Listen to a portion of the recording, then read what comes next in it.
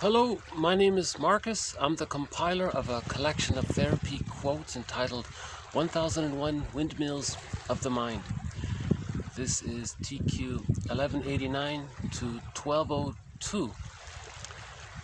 So 1001 Windmills of the Mind comprises the core collection from TQ1, therapy quote number 1, up to TQ 1001, and all of the quotes beyond. Oh, hold on a sec. I think we got a little seal there.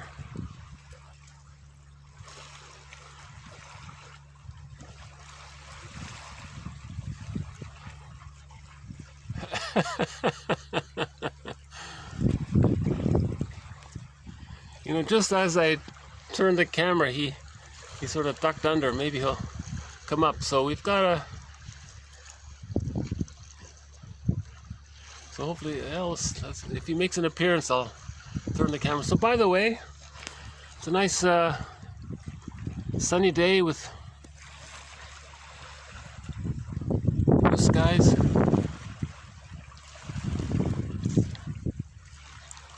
Oh, there's the seal. There he is. Okay, he just ducked under. Okay. Oh, it's a big one. Yeah, it must be an adult seal.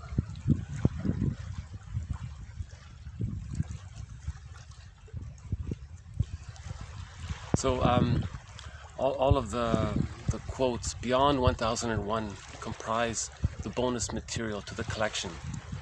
So there's now an extra 200 quotes. So all in all, if someone orders the collection, the link is below, they'll receive the core collection of 1001 quotes plus another 200 bonus quotes. And there are about 100 quotes that didn't quite make the cut, so they're sort of honorable mention. So all in all, you'll be getting 1,300 quotes. This is a great collection, in my humble opinion. This is the second collection of psychoanalytic quotes that I know of. Gregory Bauer created the first one in 1990 in his book called Wit and Wisdom in Psychoanalytic Psychotherapy. Now this collection includes many quotes that have been written beyond, after 1990. So it's been updated. And this collection covers, I think, more topics than Bauer was able to cover. And there are a number of threads that run throughout the series.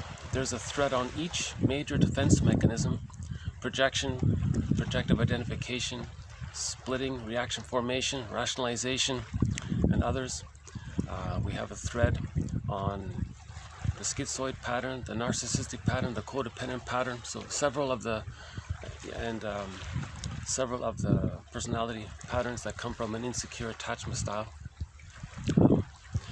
The mentors in this series are Melanie Klein, who talks about the different positions. She talks about splitting, projective identification. Okay. Margaret Mahler, who talks about the psychological birth. She says that the psychological birth doesn't take place automatically with the biological birth, and that there's a process from biological birth to reach the psychological birth.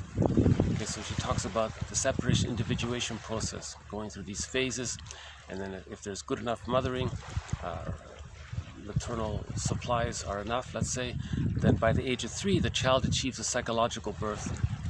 So Melanie Klein, Margaret Mahler, William Fairbairn talks about, he has sort of this map of the internal world, this internal theater. He calls it the endopsychic structure, right?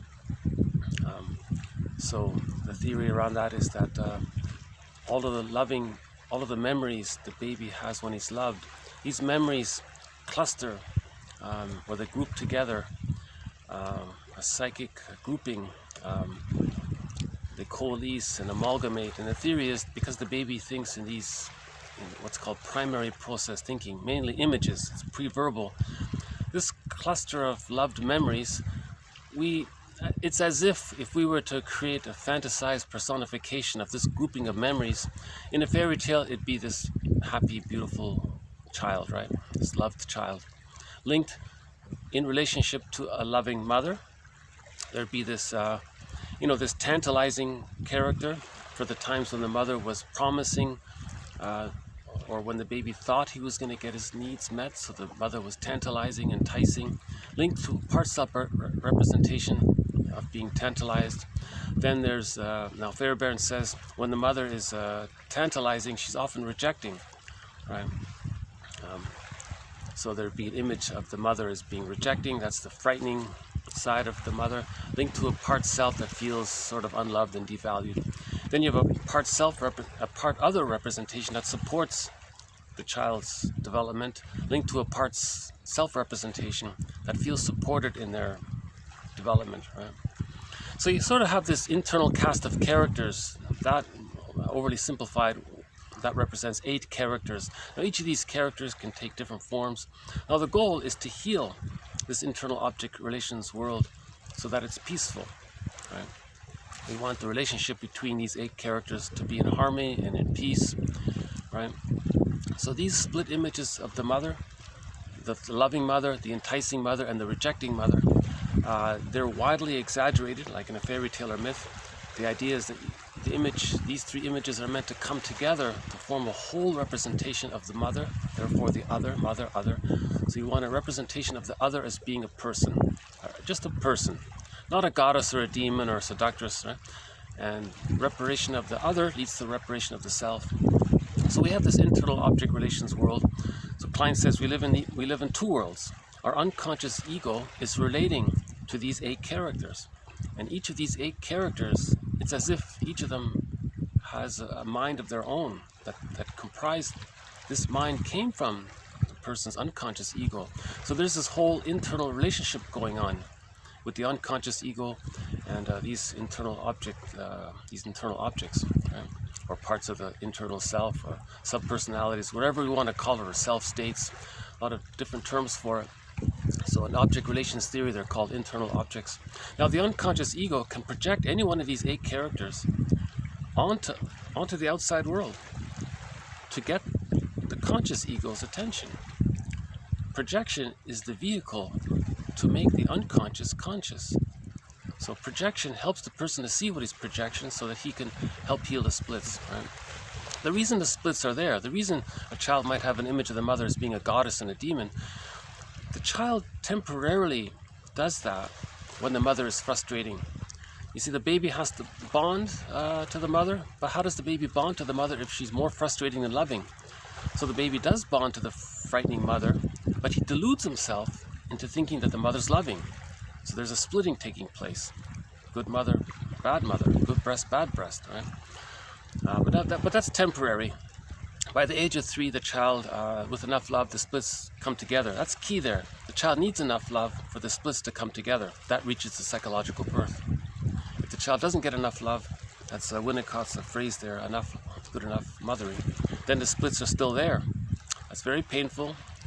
Okay, so when the child feels the pain of the mother being more frustrating than loving, that's painful and anxiety producing. The way to deal with anxiety is to create these split images and then deny one. Now when the child denies the frightening mother, he's going to project that frightening image of the mother onto non-threatening substitute others and convince himself that some non-threatening substitute other is some frightening person or something, right? Because that's the psychic structure. So if the psychic structure ends up with this fragmented inner world, right, that's called an insecure attachment style, arrested development, relational trauma, developmental trauma, right? There can be, if it happens early on, that's called fixation at the rejection level of not getting enough needs to leave the mother, to separate from the mother psychologically, or not getting enough love to complete the separation individuation process. So if the arrested development takes place before the age of 15 months, that's the narcissistic pattern. Prior to that, that's the hostile provocative style. So those with the hostile provocative attachment style, they're very provocative, and they're sometimes we call them the crazy makers. They're creating drama and all that. They're trying to say that when they were a baby, they didn't get their symbiotic needs met. And that's why they're so aggressive and pushy and bullying and all that. They're trying to communicate that when they were a baby, the mother didn't respond to their fusion needs. Remember, the baby needs fusion. Yeah?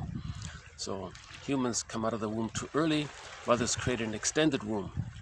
This extended womb is called the stage of symbiosis. The child doesn't know where he ends and his mother begins. He's one there, and because he needs love during that fusion stage, just like he needed the warmth and safety that he got when he was in the womb. He needs this extended womb, so he needs that love, warmth, and comforting after birth. If he gets that love, if it's good enough, then he can gradually differentiate out of the fusion. He can start to differentiate that he and the mother's mother, they're separate people. Yeah. So this is called hatching out of the symbiotic egg.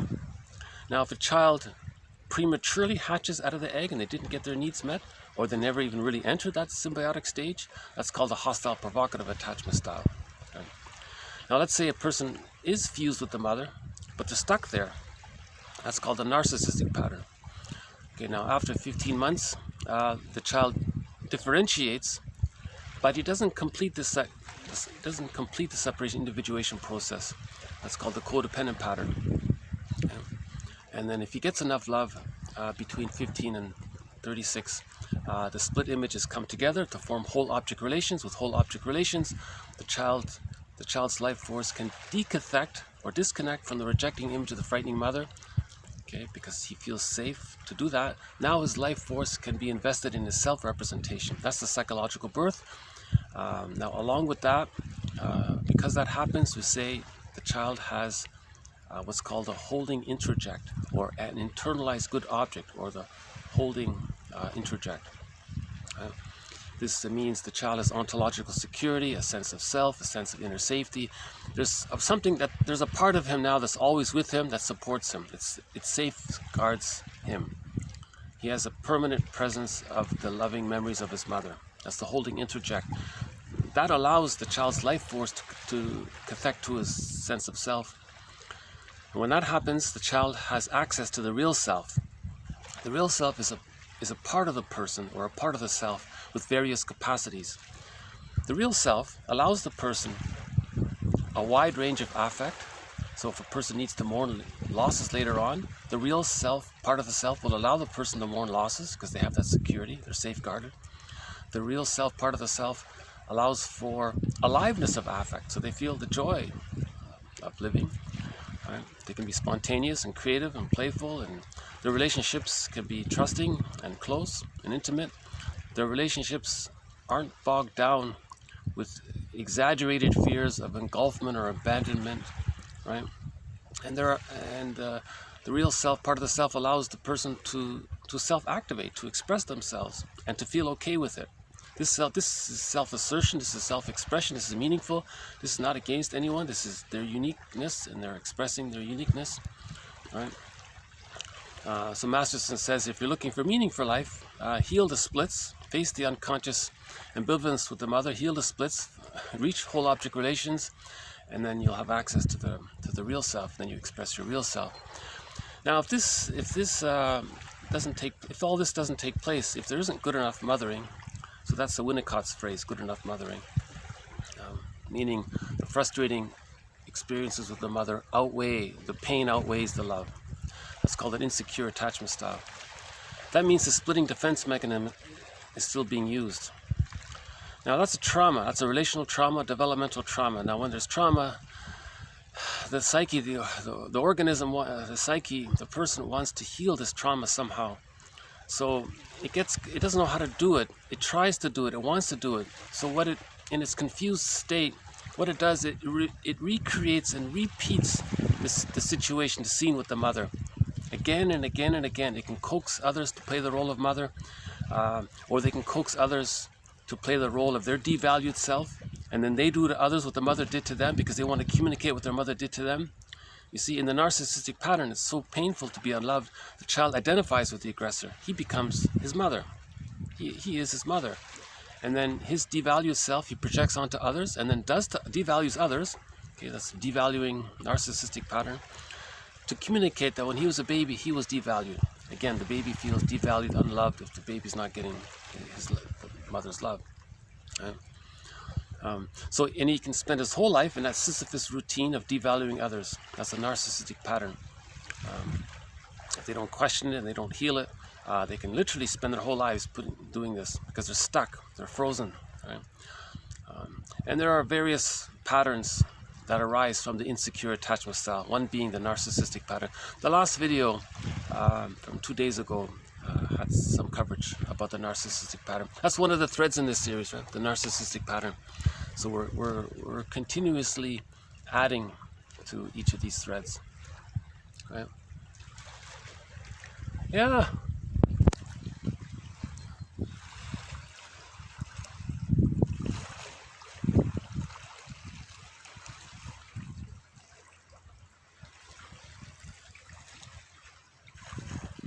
You know, if we're lucky, we'll get a glimpse of the heron. The companion animals in this series are the heron, the mosquito,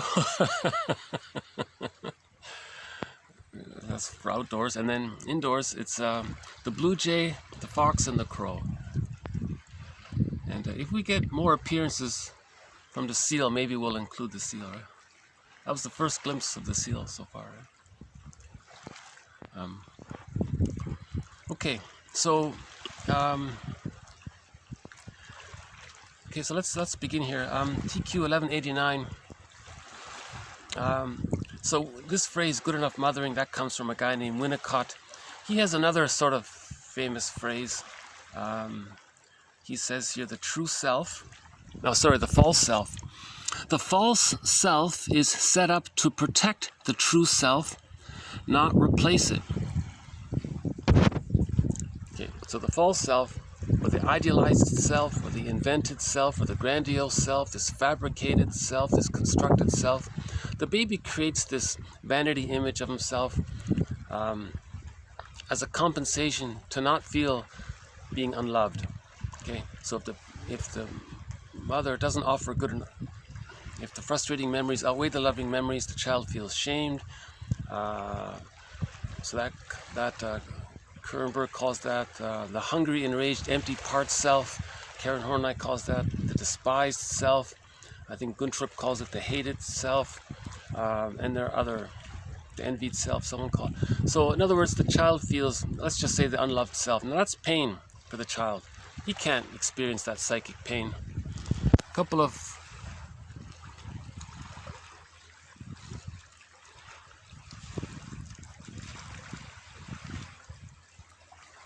maybe just some crows.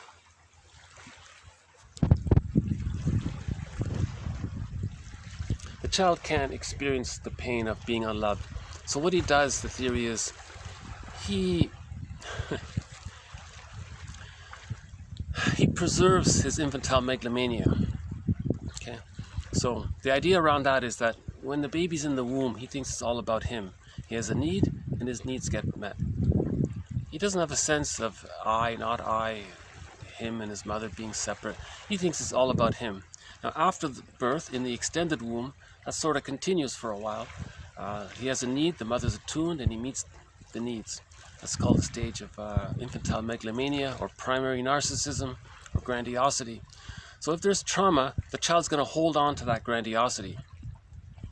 Right? So that part he'll keep. So that the grandiose part self he'll keep, and he'll exaggerate, and he'll cling to it as compensation for the true self being unloved. Right? So he won't let go of that infantile phase of thinking where he's so important, it's all about him. The world is his oyster, magical thinking, he's so special, just like the baby really is special.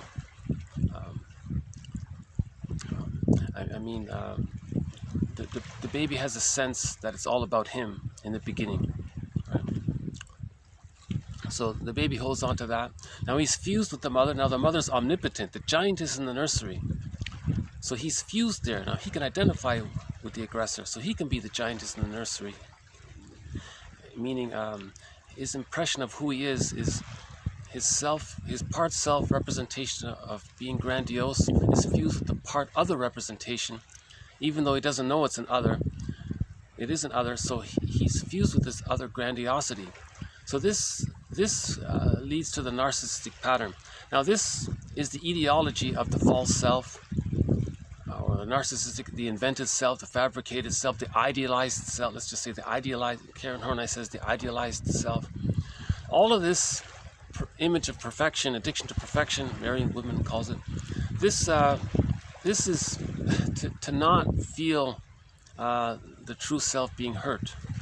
The child really feels hurt, but he can't feel it. So he lives in this fantasy, he lives in this constructed image of himself. Now all of his energy, everything he does is to preserve this image, and he identifies with this image. So he thinks maybe his false self is who he is. Now this quote here says, no, the false self is meant to temporarily protect you from the pain of the true self. It's not meant to replace your true self. Your true self is there. You can't replace it. See, there's a serious question there, right?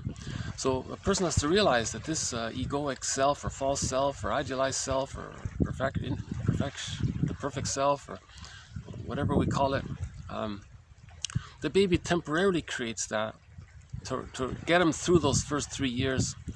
And then with enough love, he can realize, oh, okay, he's a person, the mother's a person, it's realistic.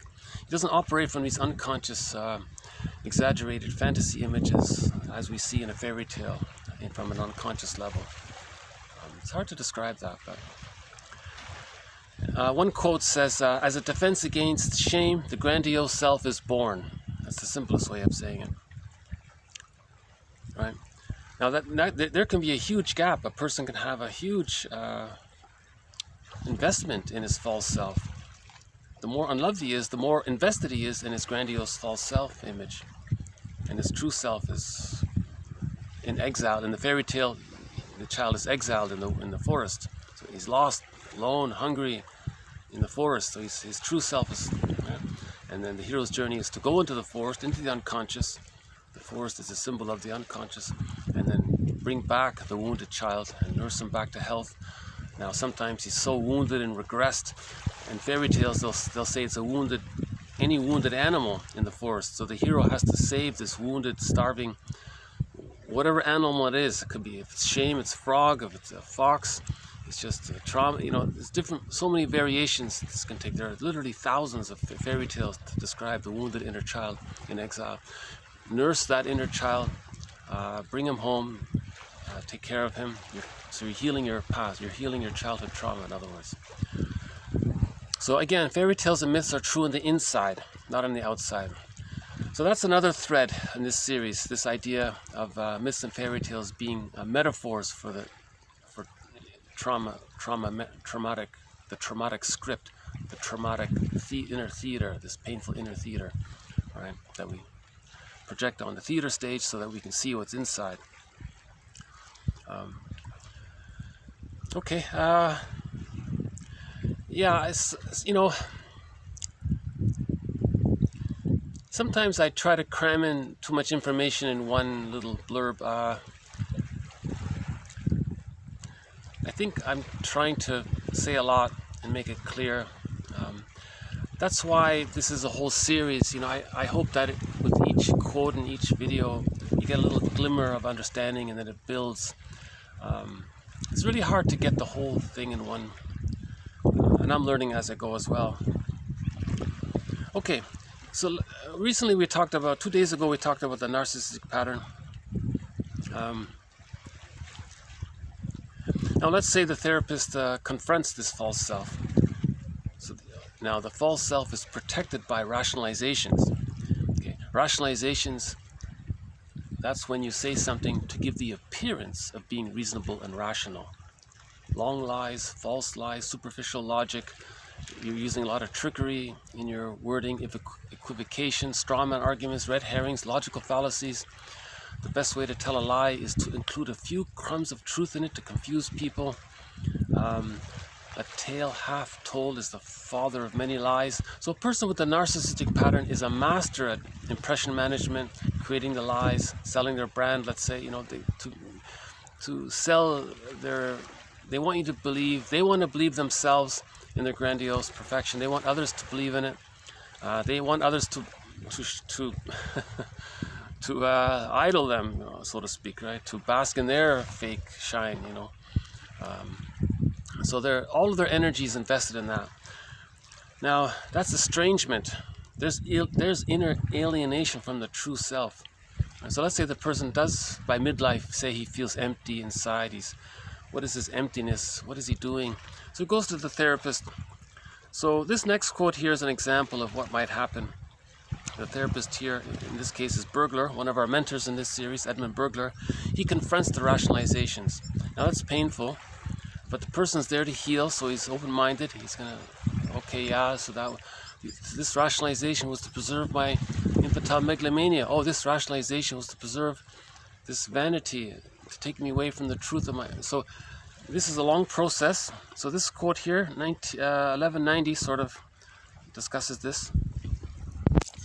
Okay, as the analysis goes on, the unconscious sense of guilt is tremendously increased, for in the advanced stages of the treatment, the guilty feelings which were lodged in the symptoms, depression, self-provoked punishments, ego limitations, etc., are activated, thus transforming the bound unconscious sense of guilt into a free-floating one. In its free-floating form, it now fastens, quote, "Why are you not well yet?" So that's interesting. The person's own sense of perfection is now criticizing him. Why aren't you healed yet? See, the inner critic is even berating him for still having the inner critic, you know.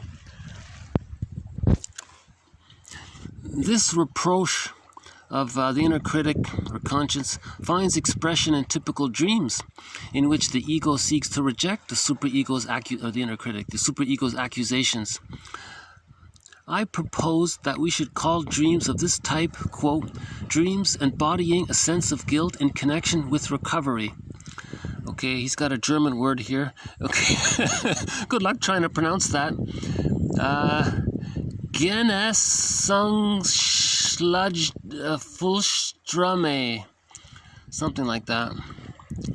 Okay, so he wants to introduce a new term into the psychoanalytic literature, meaning, let's say you're facing the inner critic, you're facing the false self, you're facing the lies you tell yourself, you're confronting your lies. Then you have a dream about you, standing up for feeling a lot of anxiety, but you feel good about it. You're facing a lie. You see, in a fairy tale, that might be, wrestling with a frightening animal in a dream or something, and you feel good that you're making progress. So that good feeling that you're confronting your rationalizations, that you're facing your own lies, he has a term here for it. I have no idea how to pronounce it. If there are any German speakers out there, please please let me know how to pronounce it. This word here about getting better, dreams reflecting how you get better, by the way, Masterson talks about this. Masterson has, his axiom is self-activation, so healing, getting better. So you wanting to heal, that's self-activation of the real self. The real self wants you to heal. The real self is the part of you that wants to be well. Now you're activating the real self, so you're facing these memories of the mother being so frightening. Now these frightening memories of the mother, they make up pretty much what we call the superego or the inner critic. Now you're facing the superego. Again, the memories of the mother being so frightening. And because the child thinks in images, these memories of the mother being frightening looks like a demon creature or a terrifying Medusa or some frightening mythological character. Now let's say you're facing these in your dreams, something frightening. That's going to feel good. You're making progress. So that's a sign that you're healing, right? If you have a dream where you're facing your fears and you're feeling good, now at some point it's going to get overwhelming and you're going to wake up. It was a nightmare, but you felt, it was a nightmare, but there was something good as well because you made progress.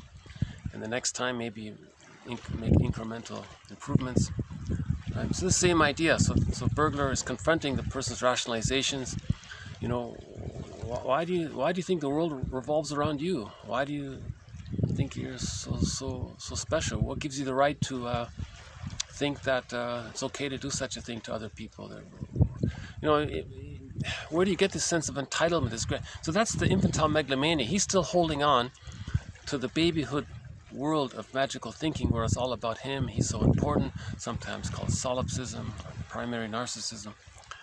So, okay, So that's a good sign if a person is getting dreams of this type. Okay, what's also involved is that in his infantile delusions of grandeur, the person is deeply mortified by the ridiculousness of his childish wishes. Okay, now the person is going to be embarrassed. Really, was I this 50-year-old man who's maybe well off and all that? All of his life he was being a rude, aggressive, selfish person, and no one called him on it because maybe he's the boss and everyone's afraid of him. Now he's realizing what a rude, infantile, high-chair tyrant he's been all of his life. So he's mortified at this point because he wants to heal. He's activating the real self. So he wants to be mortified. He wants to feel shame for all of this. He wants to get in touch with the reality that he's hurt so many people, that he's lost half of his life in this lie. Right? Okay, one person expressed this mortification concisely when he said, quote, the neurosis lies of its own absurdity. And, quote, I have to get well out of sheer despair. There is no other way out. You have spoiled all my old, okay, quote, pleasures, pseudo pleasures, right? This, okay, in summary, okay, so we're talking about when we face the false self, our unconscious feelings come up, the abandonment depression comes up, sometimes called unconscious guilt, our mortification of acting like a baby all the time, a rude baby, an aggressive baby as well. And third, the realization that we no longer have these old outlets, right? And that he has to find something new. So in a myth or fairy tale, he's facing that in any scene in a myth or fairy tale, when the guys, those hell scenes, this sort of represents the metaphor of those hell scenes. Remember in that hell scene with Odysseus, right? The novel version of the Odyssey, he sees Sisyphus in hell, rolling the stone up again and again. That's a part of him. Remember, every character in a myth or fairy tale represents one psyche, right? So he sees that he has been Sisyphus. He has been devaluing to others, lying to himself and to others, using others, exploiting others. He spent his whole life constantly trying to tell everyone that when he was a baby, he was unloved and he felt exploited, and that's why he's exploiting others and doesn't care, because he thinks his mother didn't care. Right? That's the baby's interpretation. The baby's too small to forgive the mother for what she's doing. The baby just interprets that the mother is using him, exploiting him, objectifying him, taking advantage of him. So that's what he does to others when he grows up, physically grows up, to communicate that those things that he's doing to others, that he has been doing to others, those things were done to him. Again, Bergler calls that a negative magic gesture. The mother exploited the child. He grows up, exploits others to communicate that when he was a child, that's what his mother did to him. This is all unconscious. Now in the therapy process, he's mortified. What? Whoa. The mother was more rejecting. He always, up to this point, he was a mama's boy. He worshipped his mother. He idolized his mother, put her on a pedestal. He's much more closer to his mother than his own wife, let's say. Right? Now he's mortified at this connection. Now he's going to be angry at the mother. That's the healthy stage. It's temporary. Then he realizes he's got to forgive the mother. To realize that the mother was caught in her existential net. She was caught in her existential dilemma. The mother may have had prenatal trauma, birth trauma, trauma at the dentist's office, trauma while getting their tonsils out, school shock, trauma in the environment, forced relocation, intergenerational trauma. The parents may have been caught in their existential dilemma.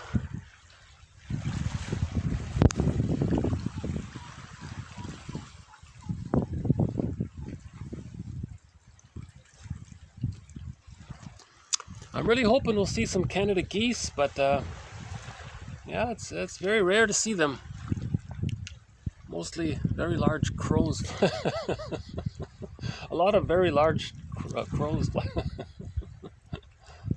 Or seagulls, a lot of seagulls. Yeah.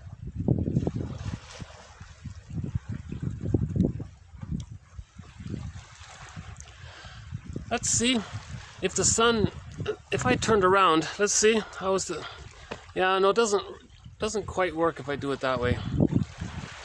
You know,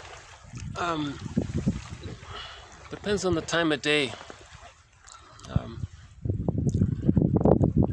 Okay, so let's see. Okay, again, as the analysis goes on, the unconscious sense of guilt is increased. Okay? As analysis goes on, self-activation triggers abandonment depression. Okay, remember, the baby had a wish, it got rejected, that's the abandonment depression. Now as an adult, he wants to heal, he wants to feel his feelings, he has a wish to feel himself. Oh, that's going to trigger what happened the last time he tried to feel his feelings. It got rejected by his mother, that's the abandonment depression. Okay, so that's why in the beginning, therapy brings up stuff, right? Okay, is increased for in the advanced stages of the treatment, the abandonment depression and the guilty feelings and the hopelessness and all those feelings which were lodged in the symptoms. You see, all that abandonment depression, they're expressed in his bodily symptoms. Maybe he's got a, we had that case from Merriam Woodman, he was an overeater, remember? The mother indulged him with food too much, so he would indulge himself with food too much, and that's how he stayed connected to his mother. Now he internalized the mother, so he was doing to himself what his mother did to him, because he thinks he's the mother, so he's fused with the mother, and that's why he was overweight. Now in that 1955 comic series, Psychoanalysis, right, as featured in an earlier video, there's a character in there who was an overeater, and it's discussed in that comic as well. Again, it's a serious comic, not a frivolous comic. There's 4 issues of a comic book was called Psychoanalysis, was issued in 1955. But it's a demonstration of the therapy process using the comic book format. So there's an example of that there. Just the seagull. I'm really hoping we'll get to see the heron.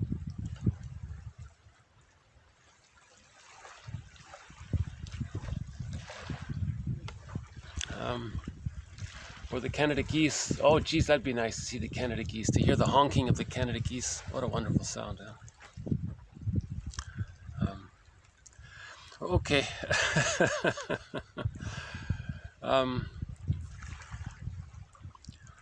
So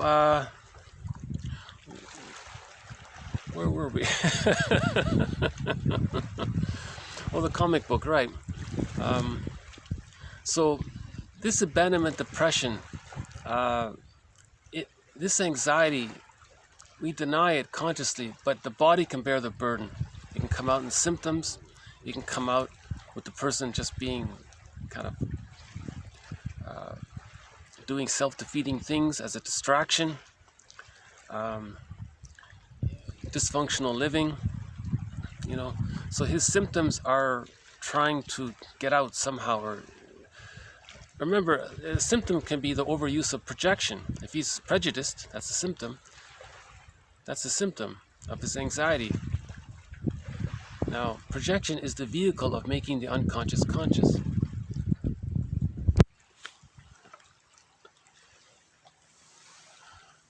Okay, that's the seagull. Yeah. Okay, so in the past, all of his unconscious abandonment depression went into his body, into dysfunctional living, emotional eating, overeating, being rude to others, or avoiding others, or pleasing others too much, or doing something reactionary, let's say, metaphorically reactionary, right? Too much. Huh? Okay, so these feelings which were lodged in the symptoms, the self-provoked punishments, the ego limitations. Now there's a symptom. The person doesn't want to learn to stay loyal to the mother. He can't leave the mother. his ego limitation. He doesn't want to self-activate, because that would mean the anxiety of being reminded that he didn't get mother's love to be able to self-activate. So he restricts his thinking skills, right? Okay, so these guilt feelings, which previously were lodged in his dysfunctional living, in his poor way of thinking, to stay loyal to the mother, to not leave the mother, in his symptoms, maybe even in his sadness and provoking, keeping himself down, let's say, the unlived life, pseudo-aggression, right? All this dysfunctional living. Now, it's coming up. Now it's sort of free-floating for the time being. In its free-floating form, these unconscious feelings take the form of the inner critic. Okay, so you want to get better. Why aren't you better yet? This reproach, okay, finds expression in the dreams where he's, okay, facing the frightening animal in the dreams, right? Now, the old channels by which life force once found an outlet are closed, right? And for example, one guy says he feels like a stripped Christmas tree. Another guy says that he has no choice about all this. And he realizes he was acting like an angry baby, angry infant. He's mortified by all of this. And now he's feeling despair. Now he realizes he has to get better out of all of this despair. He has nowhere else to go. He has nowhere else to channel his unconscious despair, feelings of being unloved. He has nowhere, there are no other outlets for him to hide his abandonment depression. He's getting iller, he's getting more physical symptoms. He can't use these outlets anymore. Out of this despair, okay, he has to get better, you see. He wants to get better, so he may change his lifestyle or something. There is no other way out. You have spoiled all my old pleasures. Now he's just being a little cynical here. He's feeling the reality of it and the hate of it, that he can no longer just binge eat his way out of anxiety. Because if he keeps on binge eating, he'll get ill. So he says, you know, doctor, you took away my pleasures. It's not literally true, but he's just expressing he's mourning the loss of his old defense mechanism, right? Right? So at the end, he can no longer avail himself of these old ways. He can no longer avail himself of these old ways. Now he may just take a break and return to his old ways. That's refusing that. Then it'll come up again in some different form. And some people avoid healing their whole lives, and some people face it. Usually there's some kind of blending of the two. So, yeah, it's a tough topic, right?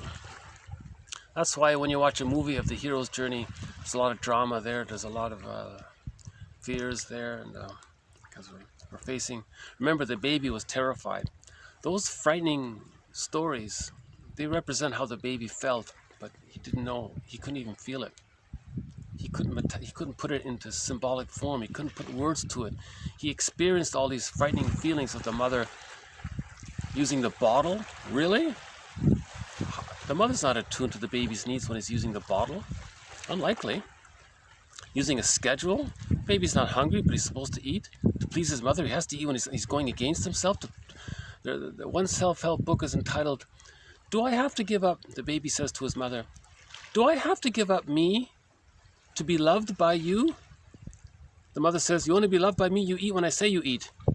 And the baby says, "But I'm giving myself up here. I don't want to eat. I'm not hungry."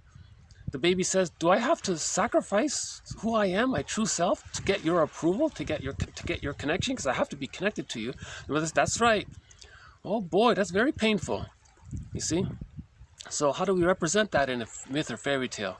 So there's a frightening battle with some I don't know, some kind of a hyena or something, or or frightening animal or danger, or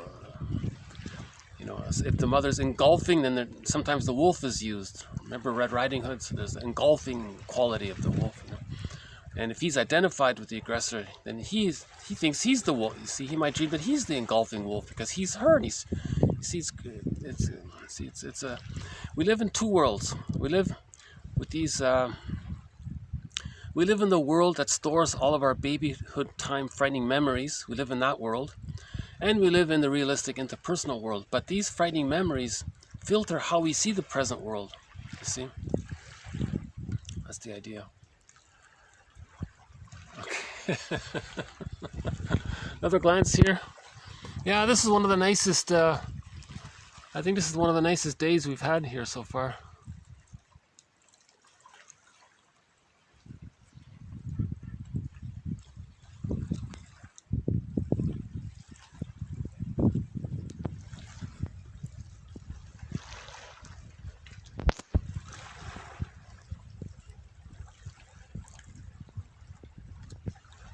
You know, yesterday I tried to do a video. I went out and then it started to rain, so it was pouring, and I did the video in the car with the pouring rain. But I replayed and I thought, no, I better redo this. It seemed a little I was a little too distracted with all the rain and all the goings on around me. So I deleted that video. So this video here is a retake of yesterday's attempt at this material in the rain in the car. But it was a good video. I felt badly deleting it. I wanted to keep it, but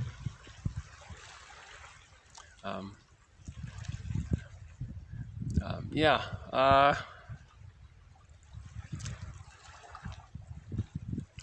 Okay. So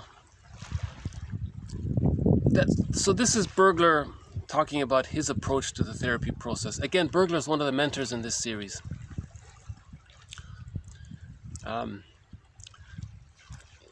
Fill in the blank.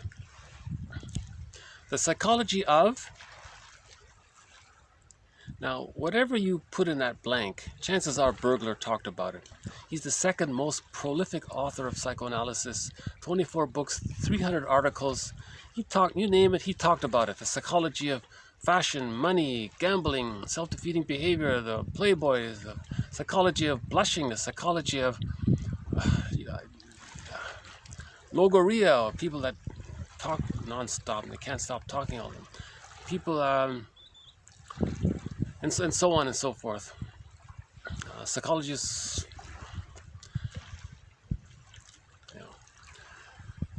the writer's his famous one. He came up with the term writer's block. And one of his theories about self-defeating behavior is, I'll say it very quickly in a nutshell. The baby has a wish to bond to his mother. So we're talking about when the mother is more frustrating than loving, right? So that gets rejected. So step 1, the baby has a wish. Step 2, it gets rejected. Step 3, the baby wants to protest, expresses anger, but he's helpless, he's dependent, he doesn't have words, he doesn't have motor skills, he can't do it. Step 4, he feels some kind of feeling of defeat, I guess. Now, that's a trauma, a relational trauma, developmental trauma. When there's trauma, there's repetition, compulsion, and try to master that trauma. So the person grows up, how is he going to master that trauma? Okay, so those 4 steps I just mentioned, let's call the memory of those 4 steps the superego. Again, baby had a wish, it got rejected. Step 1, the baby had a wish. Step 2, it got rejected. Step 3, he wanted to protest, he couldn't. Step 4, he felt defeated. Now the memory of all that, let's just say the memory of all that is the superego. Just keep it simple.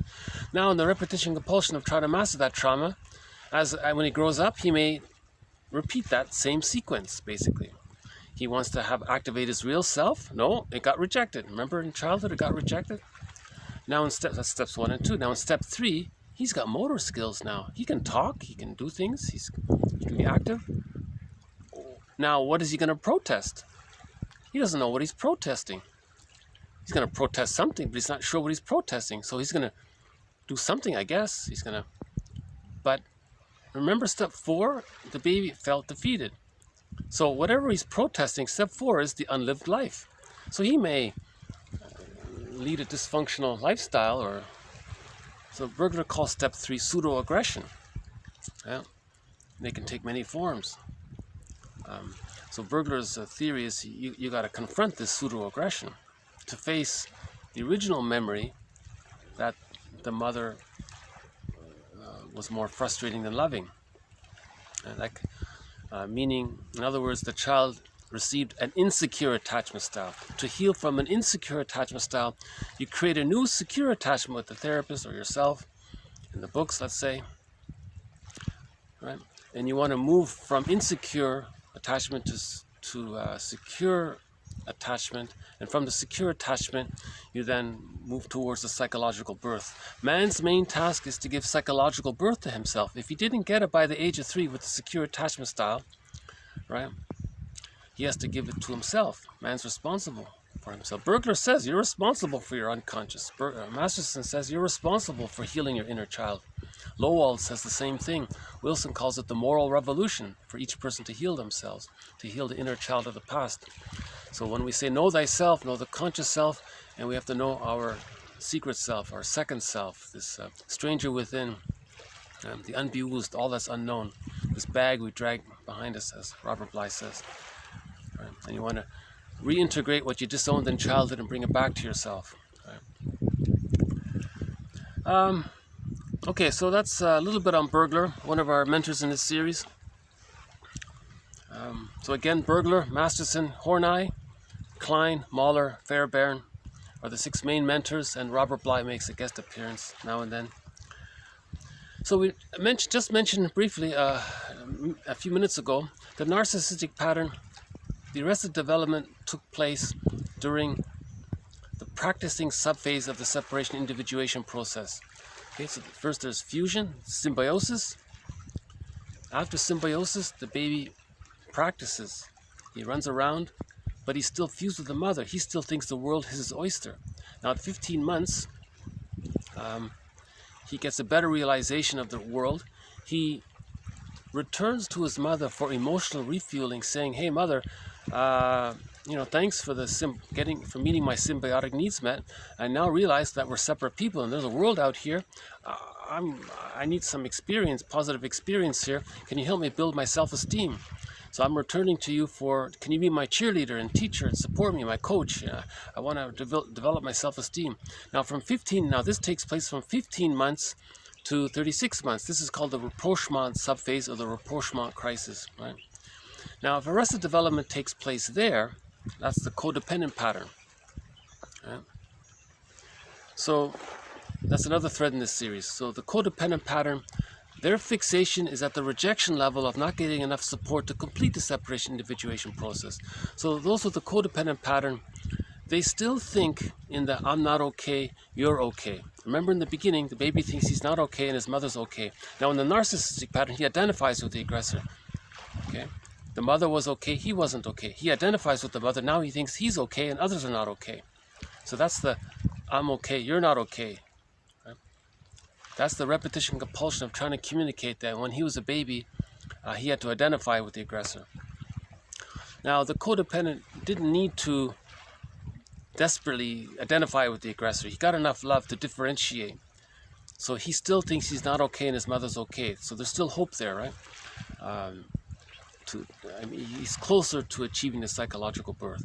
So in the codependent pattern, their MO is I'm not okay, you're okay.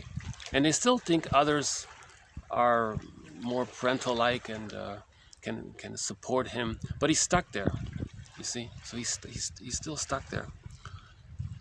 Okay? In one self-help book, they're called the clingers, and those with the narcissistic pattern, they're the stingers. The stingers. He identified with the rejecting mother. Now he's the rejecting mother. Now he rejects others. So the narcissistic pattern, they're the stingers, right? They're the bitter, sarcastic humor, bitter humor, biting irony, put down humor, everything's cynical, very jaded. They're mocking all the time. I notice a lot of that phrase, brilliant. That's filled with envy. They don't want to admit the envy, so they want to put it down. So they're sarcastically saying brilliant all the time. So if they say things you can't take it at face value because they're using it cynically. They're very cynical, sarcastic, sardonic humor. That's a narcissistic pattern, right? They're putting everyone else down Because when they were a baby, the mother put them down. They identified with the mother, now they're putting everyone else down. To communicate that when they were a baby, the mother put them down. So they're the stingers.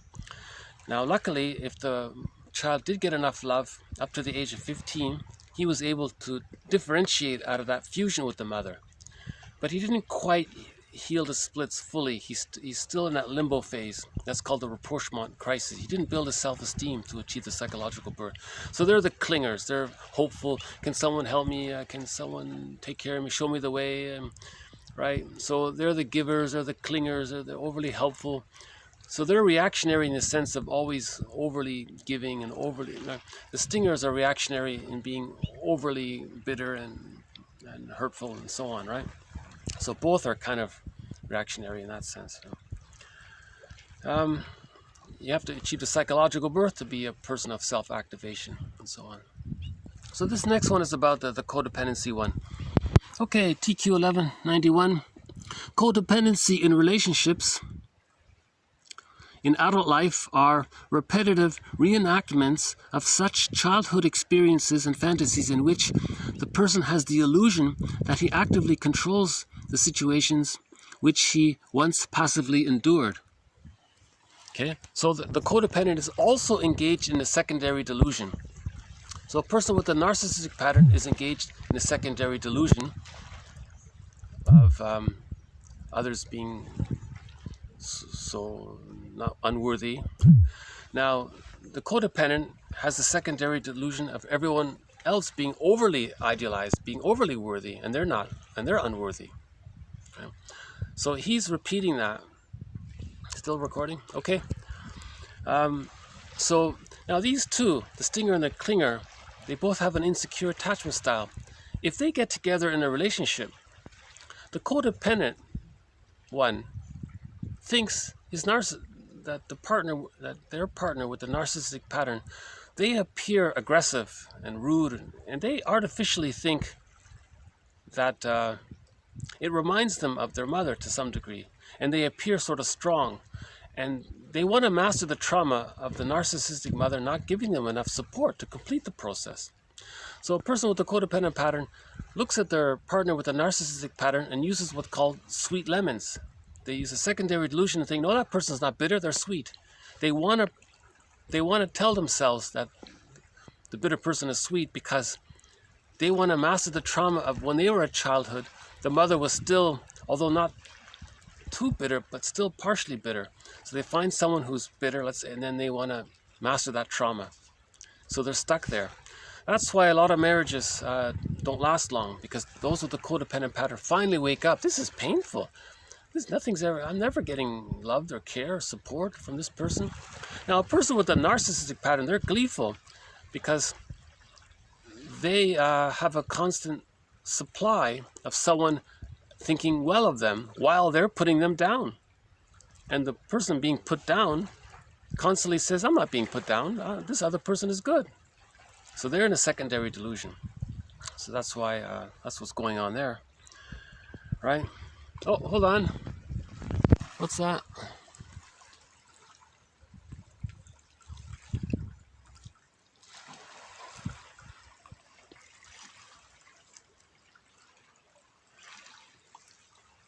Yeah, I'm not sure what that is.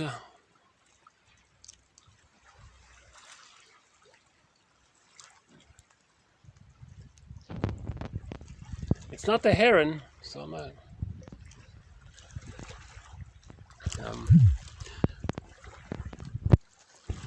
Okay,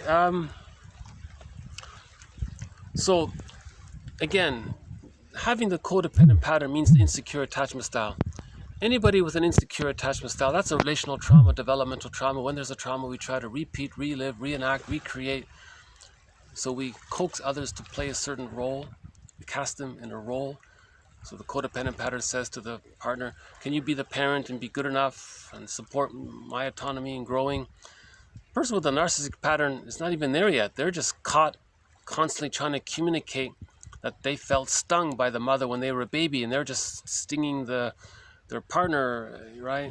They're just stuck there. Now, ideally, the person with the codependent pattern saying, are you doing to me what your mother did to you or something. But see, they're not. Neither of them are aware. They're both blinded by the repetition compulsion of trying to master the childhood trauma. You see, so that's Bergler's theory, right? Then that's pseudo-aggression that leads to the unlived life.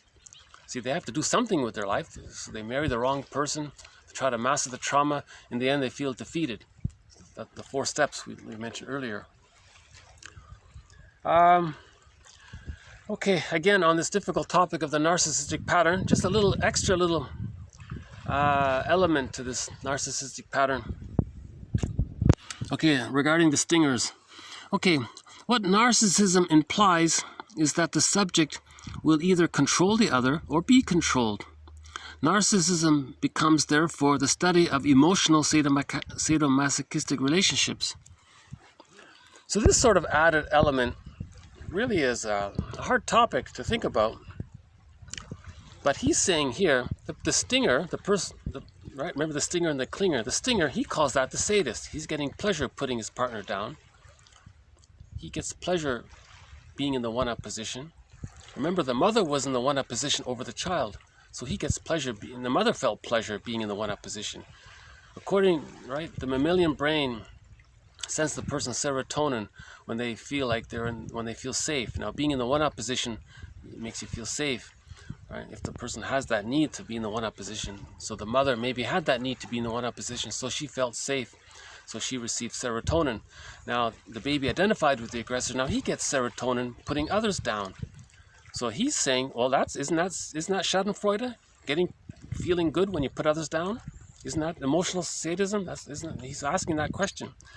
So the person with a narcissistic pattern, or the stinger, he regards relationships in that format. So he has to stay. He's identified with the aggressor, so he always wants to be in the mother role, putting others down, meaning putting himself down through projection. He projects his wounded, deloved, despised self onto the clinger and puts her down because he's stuck in that repetition compulsion. He can't leave the fusion orbit with the mother. He's fused with the mother. He's fused. He can't leave her. It's so difficult for him to leave her because he is her. He can't leave her. You see? So let's say in reality the mother passes away. He can't mourn her because you can't mourn if you are her. You can't mourn the loss of yourself because you think you're her. You see, the person with a narcissistic pattern, they don't mourn losses. They become curmudgeons late in life, but very bitter and miserly and stingy and greedy and selfish, narcissistic. So the old age version of the person with a narcissistic pattern or an old age stinger is the curmudgeon, right? Okay, so I think I need to take a breather on this topic of the narcissistic pattern and the codependent pattern.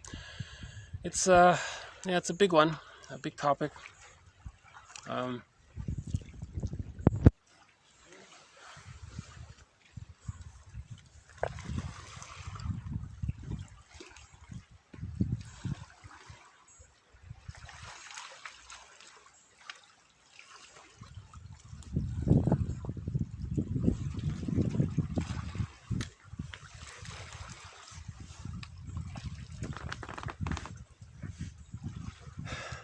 Okay.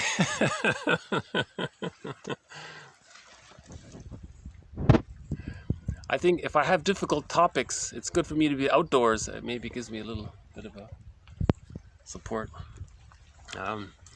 Okay, that's a little shift in gears here. Just lighten it up. The next one is on a couple of quotes regarding poetry. I mentioned this one because someone said poetry is similar to free association. A poet is someone who stands outside in the rain, hoping to be struck by lightning. Out of the quarrel with ourselves, we make poetry. Poetry is the tunnel at the end of the light. My poems are a way to me. So my poems are a way to me. Free association is a way to ourselves. Because in free association, we're making the unconscious conscious. When we talk about our projections, we feel safe enough to do so, and so on. Okay, I want to go back to this phrase, brilliant, that comes up sometimes. sometimes a person will use this word brilliant with an exclamation mark. They'll say it with a lot of strong emotion in a very exaggerated, almost, I don't want to say hysterical, but in a very slightly high-pitched or very intense, let's just say intense. It doesn't fit the situation. Why is something so small, what's going on there? So one of the threads, I've been struggling all along throughout this series with this topic of reaction formation. Right? It's one of the threads in this series. It's an infantile, immature defense mechanism.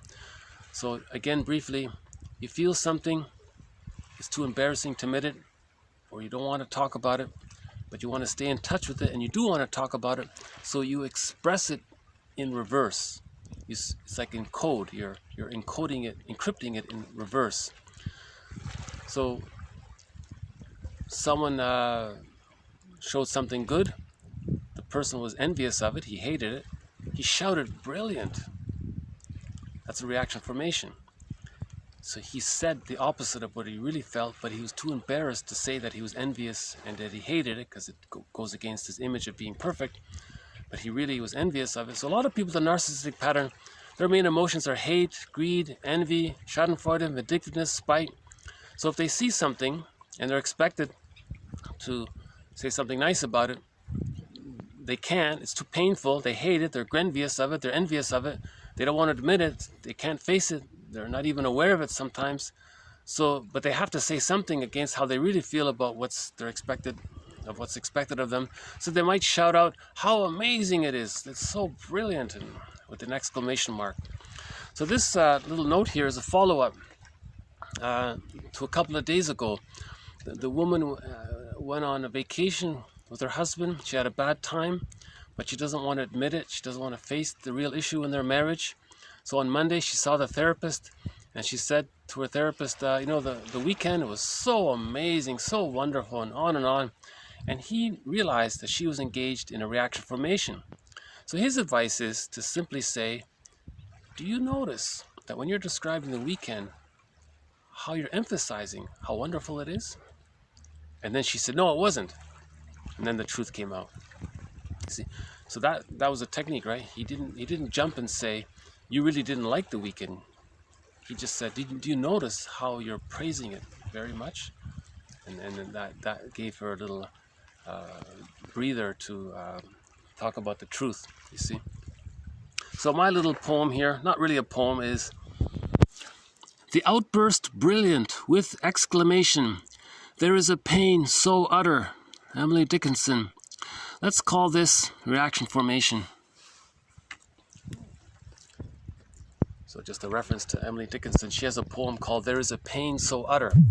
So if there is a pain so utter, we may talk about this thing in the reverse. Or if there's a wish that's so painful to confess, to utter, we may express our wish in the reverse. So that example,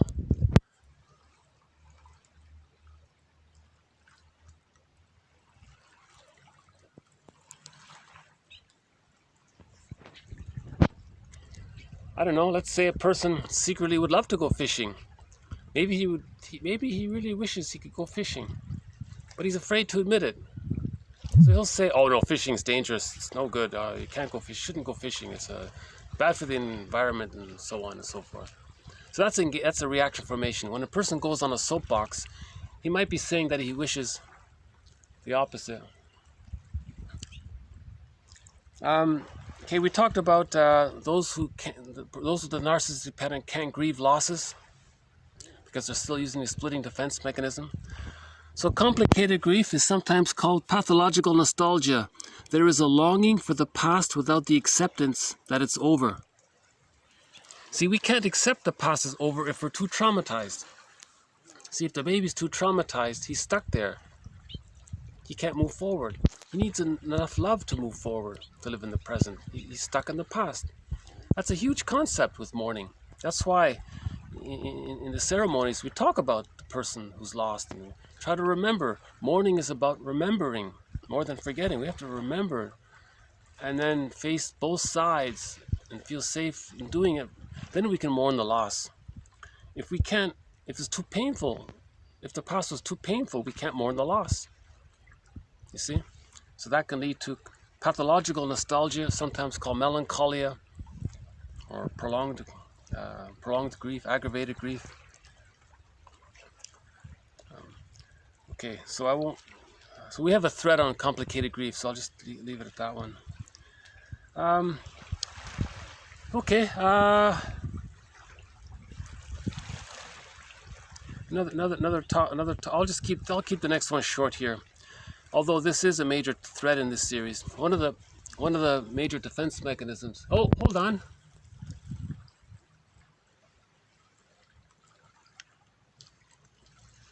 You know, I'm not sure, but that could be the eagle. I'm not sure. He's got a white. That might have been the eagle, actually. I'm not really sure. Maybe he'll fly back again.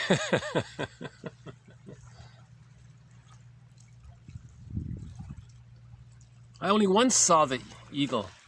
I'm wondering if that's him there. Projective identification. This is a big one as well. Okay, projective identification makes it possible for the infant or the client to investigate his own feelings in a personality powerful enough to contain them. Okay, again, when the baby's bonded to the mother, if the baby's feeling distressed, he wants to coax the mother to feel what he's feeling because he's fused there. Now the mother is strong enough to accept it. The mother responds, meets the baby's needs. The baby calms down. The baby's soothed and comforted, right? So that's the origin of projective identification. The baby's connected to his mother. The baby is distressed. Ideally, the mother is attuned and meets the need. What if the mother misses it? The baby's going to try harder and harder and harder. He wants to coax and provoke the mother to feel what he's feeling, so the mother can finally say, "Oh, baby, are you feeling this? Oh, now I get it." Then the mother responds. Now, keep that in mind as the template, because if that's stuck there, if the mother doesn't do that, later in life, that can lead to the hostile provocative attachment style. The person's coaxing others to tell others, and others are symbolic mother, of what they're feeling. And they want others to fuse with them to meet their needs. No one can do it, so they're stuck there, and they spend their whole lives being provocative to others to communicate their distress. Meaning, they're trying to say that when they were a baby, they try to coax the mother, coerce the mother, to understand what the baby was feeling, but the mother was detached. Now, why is the mother detached? Okay, why is the mother detached? Maybe it's because of the feeding. Psychosomatic breast, a breast in charge of primary symbolization and of the psychosomatic integration of the infant's raw physiological and emotional and sensory experiences. Okay, that's the psychosomatic breast. So in breastfeeding, the mother can handle the baby's raw physiological, emotional, sensory experiences. As such, the psychosomatic breast, the real breast, the breastfeeding, right, is a prototype, a core in the mother, endowed with the capacity for reverie insofar as the transformative function of the mother not only pertains to the primary symbolization of emotional life, but also to its secondary symbolization. Okay? So he's just saying, with the breastfeeding helps the mother to be attuned to the baby's needs. So breastfeeding helps the mother to soothe the baby, because the breastfeeding facilitates the bond between the mother and the baby and the mother. Now, this means the mother is symbolizing the baby's raw sensory experiences, processing it. Now, later on, he internalizes this. He can process things himself. But what if the mother uses a bottle? A primal failure in the transformation of such raw emotional and sensory experiences through the reverie of primary objects results in the incorporation of an alexithymic breast, okay, unfeeling cold breast, right? A kind of obstructive object that has become impervious to communication via projective identification and has been internalized as a source of psychic dismissal. See, if the mother's using the bottle, that's an alexithymic breast. No feeling, no response, can't process feelings, doesn't care what the baby's feeling, it's not a caring witness to what the baby's going through. It can't really soothe the baby. Chemically, it's soothing the baby with all the sugar and in the powdered formula and all that, but it doesn't have the warmth and the maternal vibes of the mother bonding. It's so different. So he has a phrase for this: the psychosomatic breast and the alexithymic breast. Remember, alexithymic means you're not aware of your feelings. It's no words for feelings, right? So it's good that we have a phrase for that. So another reason why breastfeeding is so important. And one author says, look at these people in the magazine talking about bottle feeding all the time without reference to the original breastfeeding. No mention of this important process either, of weaning. Aren't these important? This was somebody's reply to a magazine that talked only about bottle feeding and no mention about breastfeeding. And he said, are you really? You don't even want to talk about it as an option that a mother can breastfeed? Are you selling the assumption that bottle feeding is the way to go? You see, this is an example of how culture and sociology can lead to the prejudiced personality. If magazines constantly tell mothers to use the bottle, that means the child is rejected. He uses the splitting defense mechanism. Okay, now the splitting defense mechanism is the channel of projection. Projection is largely, by and large, caused by the projection of the frustrating mother onto non-threatening substitute. Now, why is the splitting there? How did the splitting get there? Well, here's where culture comes in. If the magazine says use the bottle, but the bottle means rejecting the child's feelings, the child has to cope with the anxiety of being rejected. He does that through splitting, but splitting then leads to projection because one side is too painful. When it's too painful, you project. You see? So prejudice comes from the psychology of splitting and projection, but prejudice can also stem from the original sociological factor of the magazine editor or writer or publisher only talking about bottle feeding in a manner that gives the woman, the young mother, the impression that she should be bottle feeding and not breastfeeding. So there's the society's role of creating prejudice. So society can condition people to be prejudiced through these kinds of things. Right? That's another thread in this series, right? Prejudice. Okay, let's say a person with the prejudiced personality. Okay, so with an insecure attachment style, if the splitting defense mechanism is still being used, it means arrested development prior to, so let's just say within the first year or two, before 15 months, let's say. That's the prejudiced personality. Now let's say somebody with the prejudiced personality becomes some kind of gets on a soapbox. Now because they have the psychology of the prejudiced personality, whatever they're saying publicly, they're saying that when they were a baby, they didn't get enough love to heal the splits. So their prejudiced words, their prejudiced attitudes, they're demonizing others. They're trying to say that when they were a baby, they were demonized by the mother, right? Meaning they felt rejected by the mother. They felt unloved, devalued, right? So let's say a person gets on a soapbox. A person with the prejudice. Okay, this next quote here is not really a thread in this series, but I include it because it does talk about the prejudiced personality. So it does, and it talks about containing. So here it is here. Okay, so let's say leaders, in quotes, with the prejudiced personality. Okay, now let's say these leaders, quote leaders with a prejudiced personality, in the role of being an agent of fear or an agent of hate, what they offer, okay, perverted containing or morbid containing in the course of regression to the paranoid schizoid position. So Melanie Klein says, she calls it the paranoid schizoid position. See, projection, it's a secondary delusion. This non-threatening, peaceful substitute other is so frightening, really? So it's paranoidish-like. And it's so detached from reality.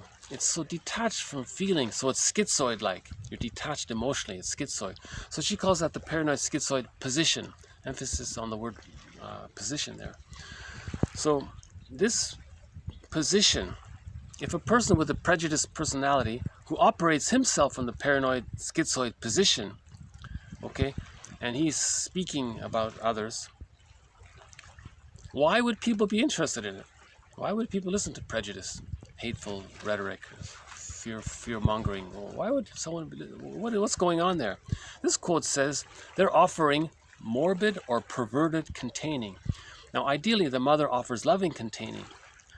The baby feels anxious, the mother's holding the baby, there's a holding, there's a soothing. So when we say containing, it's a positive thing, right? It's comforting and soothing. This author says, what about a negative form of, is there such a thing as a negative form of holding or containing? He says, he calls it perverted containing.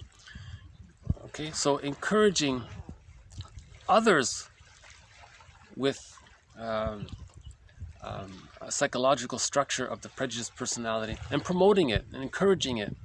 So this speaker is offering, he's basically saying, do you feel anxiety about having a prejudiced personality? Well, I can give you some temporary comfort. Let's project the frightening image of the frightening mother in our unconscious onto some non-threatening substitute others. And I'll give you some reasons and why we can do it, and everyone temporarily feels better from their anxiety. So he calls that speaker, let's say, offering perverted containing. So all those audience members are they're held, but he's saying this is in the service of regression to the paranoid schizoid level. He's promoting the paranoid schizoid level. So the speaker is saying when he was a baby, he was unloved.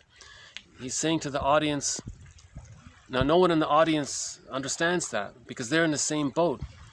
So it's the blind leading the blind. So everyone in the audience is also now indulging in his fantasy projection of the speaker's projecting his frightening image of his frustrating mother onto a non-threatening substitute other. And everyone in the audience is going along for the ride, let's say, and they're doing the same thing. So this is just promoting the splitting, this is promoting the prejudiced personality, this is promoting the ongoing regression to the paranoid schizoid level, right? He's not making, now if he were making people conscious of it, that he can be therapeutic. If he were saying that he's projecting his frightening image of the mother onto non-threatening substitute others, to talk about it, to try to forgive the mother, to, hold on.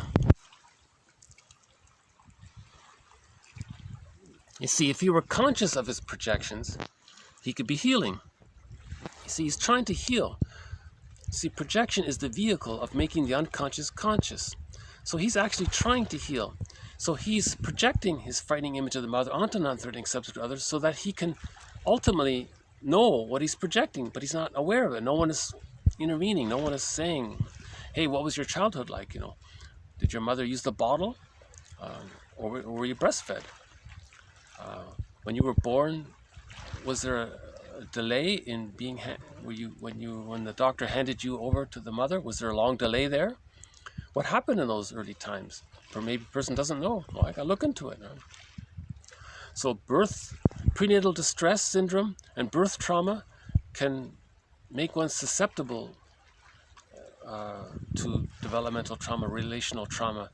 And when there's relational trauma, developmental trauma, the baby has to keep on using the splitting defense mechanism. And with that, there's projection or coaxing others, projective identification, or saying things in reverse to hide the rationalizations and the lies. And then there's the investment in the false image. Then the person identifies with the false image. They think they're the false image. And then they're constantly devaluing others, right? And so on. Okay, one more by Klein here. Klein believed that the play of children could be interpreted just as the free association of adults were interpreted in adult analysis, she implicitly used the action of her clients or their physical expressions as evidence of their unconscious worlds. I just want to acknowledge, I covered a lot of difficult topics in one video. Usually I try to mix it with some lighter material. I think I didn't organize these quotes well today. So my apologies for a lot of this heavy stuff. Some videos are on the lighter side, some videos are on the less lighter side. So so there's a little, I feel some ambivalence myself about these videos. So I'm willing to tolerate that some videos are better than others and look at the whole of it all. I think overall, I think there's the value outweighs whatever is not valuable. So I think there's I consider this project as a whole object, as a it's not either extremely wonderful or extremely terrible. It's a realistic thing that's by and large helpful but not perfect, that kind of thing. So okay, back to Klein. So again, Klein's one of the mentors. She has this thing about if you look at a child playing, it's kind of like free association, isn't it? Now, a person writing in his journal or someone talking to his friend that he trusts, he might be free associating. It's kind of like the child playing. So she just says there's similarities there, that's all. Okay, one more here, two more here. Okay, Joyce McDougall describes some clients as anti-analysans in analysis because they seem to be in fierce opposition to analyzing anything that has to do with their inner psychic world, insisting on external reality as the only dimension of interest. Okay, McDougall highlights that these clients use their symptoms in order to feel valued. I just mainly include this for the phrase anti-analysans, those who don't want to do analysis, who insist that there is no inner world, that there is no inner life, that there's no such thing as the unconscious, there's no such thing as projection and projective identification, there's no such thing as, you know, still being sad about something that happened in childhood. There's, right? So she's saying these clients say, no, it's just in the present, whatever is just realistic, concretely in the present, I will only focus about that. So maybe the obsessive types, or so she just used that phrase there. And the point, and she says here that these clients tend to have symptoms, physical symptoms, psychosomatic symptoms, and they use these symptoms. They don't mind these symptoms because it makes them feel connected, important, special, valuable, something like that. So it makes them feel important. So they're using their symptoms. Now the symptoms represent the unconscious anxiety that they can't face, you see. So that's their way of staying in touch with the second self, through the symptom. Okay, know thyself, the conscious self and the unconscious self, but the unconscious self is only known in the symptom. So they love their symptom. That's their way of staying in touch with their unconscious side. So the positive intention is to know thyself, but the idea is something like that. There's something in you that makes you you. How can any person's opinion be stronger than that? Okay, from the TV show Head of the Class, a comedy, high school comedy sitcom, there is something in you that makes you you. How can any person's opinion be stronger than that? Just thought I'd end on a lighter note here. There's something in you that makes you you. There is this serene, inexhaustible fullness of being. Right? We have the innate potential to reach we have a true self, and it's wounded, yes, but there's a force that seeks healing, right? We have a real self, part of the self, although we're not aware of it. So we have this potential self that leads to the real self. So there is something in us that makes us us, that we're each unique. Now someone else projecting, if someone else is going to project their childhood memories onto you, what's that got to do with you? How can their secondary delusion override your your biology, kind of thing, psychobiology, what I say. Okay, once again, these were tough quotes. I did ramble a fair bit in this video. I think I created a little anxiety for myself by putting too many difficult quotes at one time, and out of my anxiety, I rambled in my hopes to become coherent, because there's a lot of material here. There's a lot of material in these quotes. My hope is that still somehow something got through, something was useful. I hope something of value came through it. And again, my default is that the value is, the quotes are posted below. A person can read them and do research about it. A person can read some more about Klein's work. A person can read about Bergler and Masterson and narcissistic pattern, codependent pattern, and others here, about the complicated grief, the psychosomatic breast versus the alexithymic breast, the importance of breastfeeding as a positive holding function that allows the child to internalize the processing that the mother and her breast did for the child's feelings. The child has memories of that, and then he can do for himself what his mother did to him. A bottle on a schedule can't do that, see? So then he's less aware of his feelings in the future, right? And he may become an envious person because he didn't get the goodness. Envy means hatred of the good, and he didn't get the good because the good was too painful, and so on. Yeah.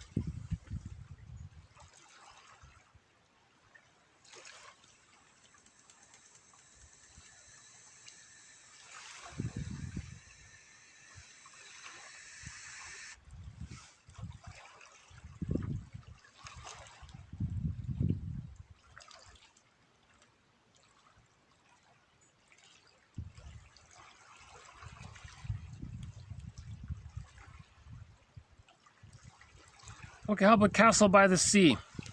So, I was just looking for a song here. I noticed I got a song here about the sea. Although this isn't... So here's a song called Castle by the Sea by the singer's her name is Anne Shell. The song is called Castle by the Sea.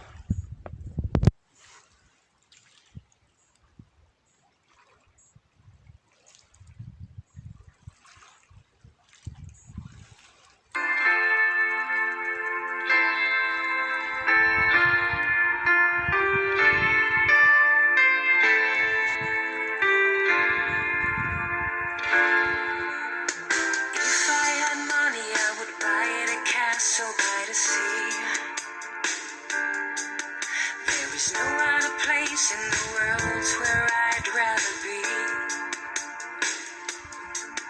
a place so beautiful that I cried when we first met, a place full of mystery which I will never forget.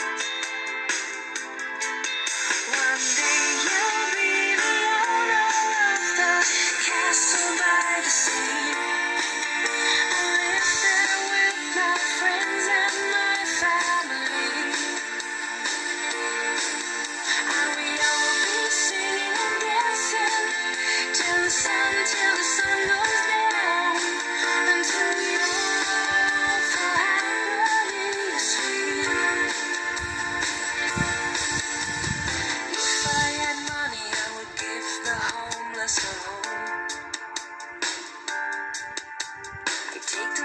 Castle and never leave them alone.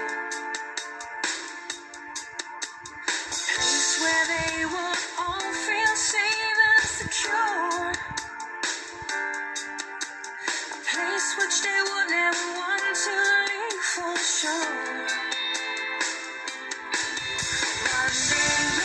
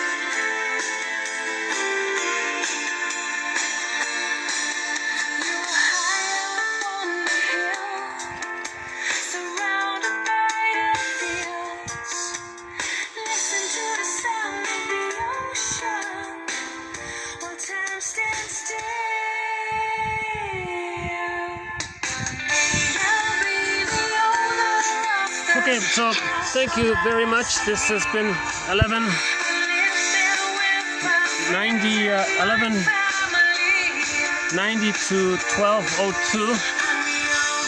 A lesson for me to be a little more modulated in my quotes.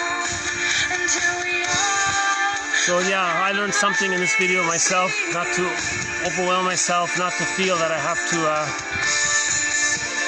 maybe it's the codependent side of me, trying to being overly pleasing and trying to be too helpful or something. So I need to be less reactionary. Less reactionary. Okay.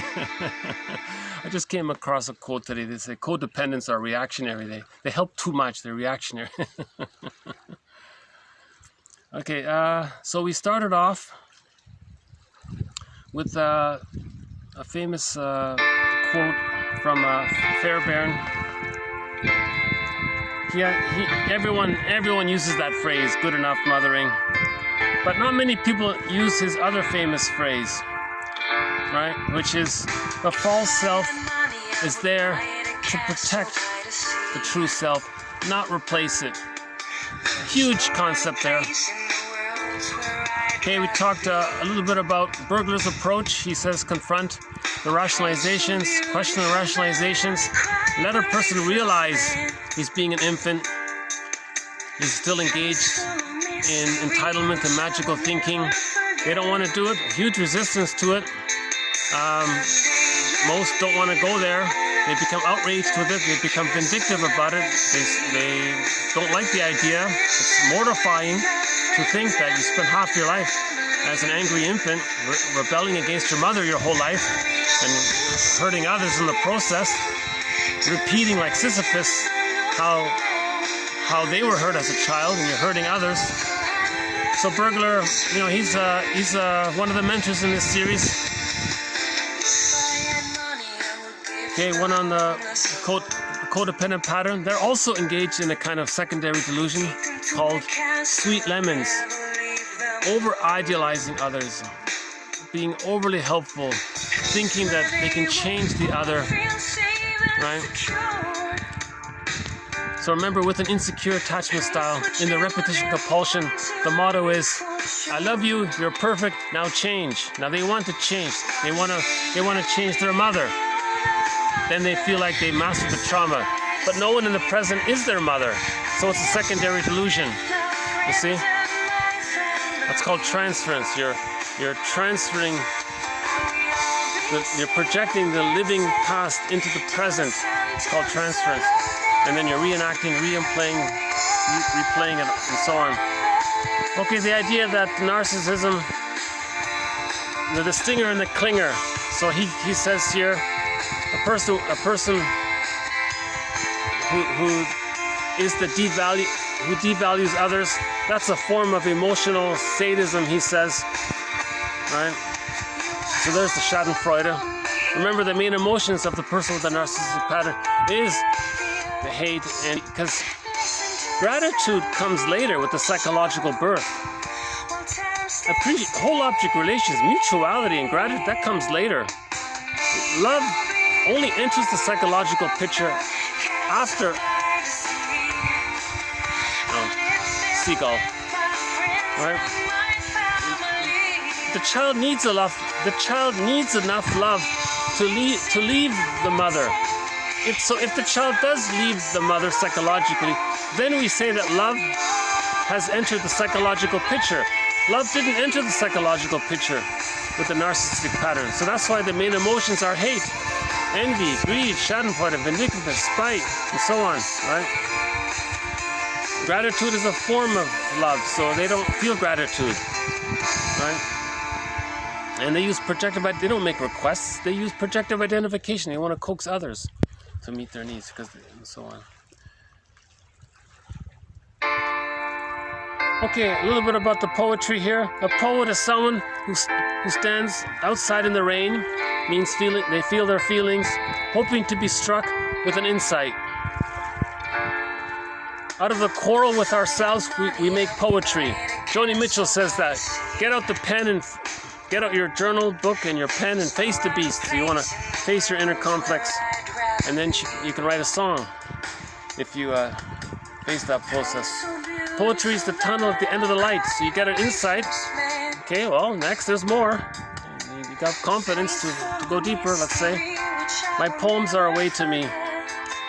Okay, a brief follow-up on the defense mechanism of reaction formation, right? If the person with the narcissistic pattern, for example, hates something or is greedy about something, doesn't know about it or doesn't want to admit it, he might create some verbal expression of how brilliant something is. So he doesn't appreciate it or praise it at all. He hates it, but he doesn't admit it. He expresses it in the opposite. So try that. The next time you hear someone shouting that word brilliant with an exclamation mark, check in with your feelings. Check in with what you think they might be really feeling.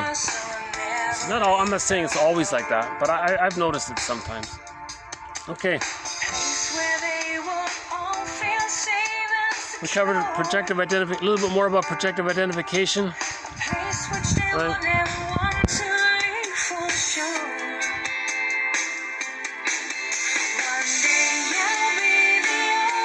Still recording? Okay. Yeah. The importance of breastfeeding.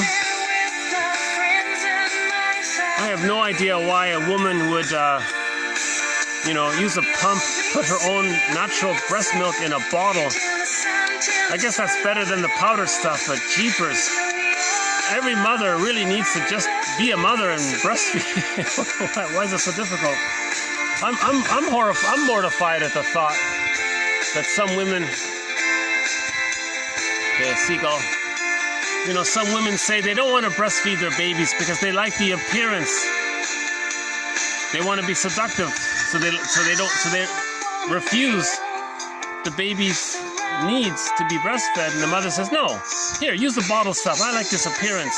I want to tease people at work and look good and sexy at work at the expense of your baby. See, that woman's engaged in the narcissistic false self. The narcissistic false self is rejecting. Now, seduction is a part of rejection. The best way to reject is to first tantalize. So she thinks, well, I can tantalize and then reject. Now, the woman who wants to tantalize and then reject is saying that when they were a baby, the mother was promising and then rejecting. See? So that's the repetition compulsion. So that's intergenerational trauma right there. That's right. That's intergenerational trauma right there. Right? Okay, one about the agents of hate, or these fear mongers, right? They have a prejudiced personality. Their soapbox, hysterics, and fear-mongering is a way to say how frightened they felt as a baby for not being loved. Right? So they're crying for understanding. They don't know it. Okay, the one idea. So poetry resembles free association. Children's play resembles free association. There is something in you that makes you you. So we're each unique. We're all the same, but we're each unique. So that's something in us that makes us us, that each of us is unique. It's hard to describe. So stay in touch with that. Celebrate that we're each unique. Virginia Satir has that poem, There's No One Like Me. Augmandino, the scroll marked number 4 in his book, in his self-help book, The Greatest Salesman in the World. Look up the scroll number 4. Augmandino, scroll number 4. You're nature's greatest miracle. There's no one else just like you. No one with your appearance. No one with your everything, Virginia Satir, look up the poem, I Am Me. Right? So we celebrate, each person celebrates that they're unique. And that's a joyful thing. So there's something in you that makes you you. Right? Well, that's nice. If she had money, she'd give the homeless a home. That's a nice fantasy. She wants to have a castle by the sea.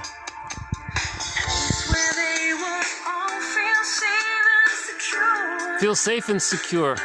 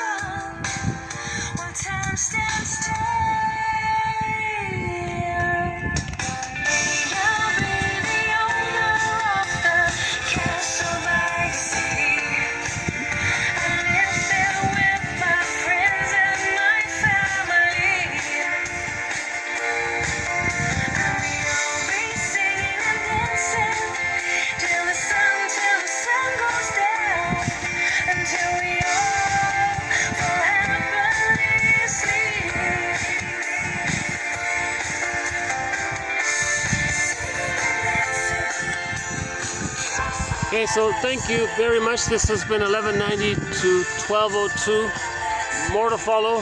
Wish everyone well. Thanks again. Bye for now.